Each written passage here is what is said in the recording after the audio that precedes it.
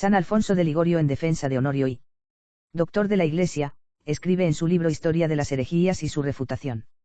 No solo los heréticos, sino incluso algunos escritores católicos, han juzgado, por estas expresiones del Papa Honorio, que cayó en la herejía monotelita, pero ciertamente se engañan, porque cuando dice que hay una sola voluntad en Cristo, pretende hablar de Cristo como hombre solo, y en ese sentido, como católico, niega propiamente que haya dos voluntades en Cristo opuestas entre sí, como en nosotros la carne se opone al espíritu, y si consideramos las propias palabras de su carta, veremos que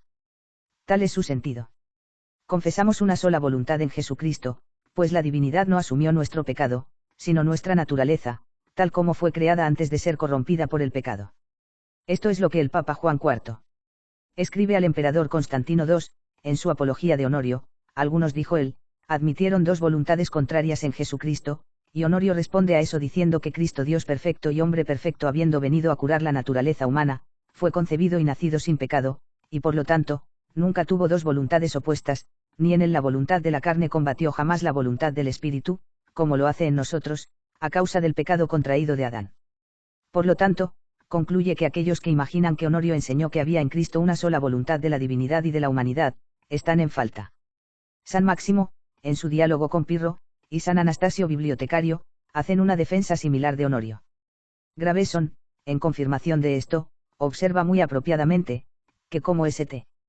Cirilo, en su disputa con Nestorio, dijo, en un sentido católico, que la naturaleza del Verbo encarnado era una, y los eutiquianos aprovecharon la expresión como favorable para ellos, de la misma manera, Honorio diciendo que Cristo tenía una voluntad, es decir, que no tenía, como nosotros, dos voluntades opuestas, una defectuosa, la voluntad de la carne, y una correcta, la voluntad del espíritu. Los monotelitas se valieron de ella para defender sus errores. No negamos en absoluto que Honorio estuviera en un error, cuando impuso el silencio a quienes discutían la cuestión de una o dos voluntades en Cristo, porque cuando el asunto en disputa es erróneo, solo se favorece el error al imponer el silencio. Donde quiera que haya un error debe ser expuesto y combatido, y fue aquí donde Honorio se equivocó, pero es un hecho más allá de toda contradicción, que Honorio nunca cayó en la herejía monotelita, a pesar de lo que afirman los escritores heréticos, y especialmente William Cave, quien dice que es un trabajo en vano tratar de defenderlo de su acusación. El erudito Noel Alexander demuestra claramente que no se le puede acusar, y en respuesta al gran argumento aducido por nuestros adversarios, que en el acta 13 del Sexto Concilio se declaró que fue anatematizado, responde que el sínodo condenó a Honorio, no porque abrazara formalmente la herejía, sino por el favor que mostró a los herejes, como León II. Optimo concili interpretar, como lo llama N. Alex, escribe a Constantino Pogonatus en su epístola, solicitando la confirmación del sínodo. En esta carta León enumera a los herejes condenados, a los padres de la herejía, a Teodoro de Farón, a Ciro de Alejandría, a Sergio, a Pirro, a Pablo y a Pedro, sucesores en la sede de Constantinopla. También anatematiza a Honorio, no por abrazar el error, sino por permitir que siga sin ser molestado.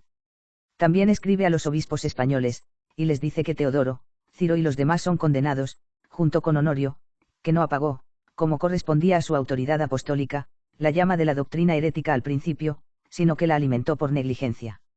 A partir de estas y otras fuentes, pues, Noel Alexander demuestra que Honorio no fue condenado por el Sexto Concilio como hereje, sino como favorecedor de los herejes, y por su negligencia a la hora de reprimirlos, y que fue condenado muy adecuadamente, pues tanto los favorecedores de la herejía como los autores de la misma son igualmente culpables.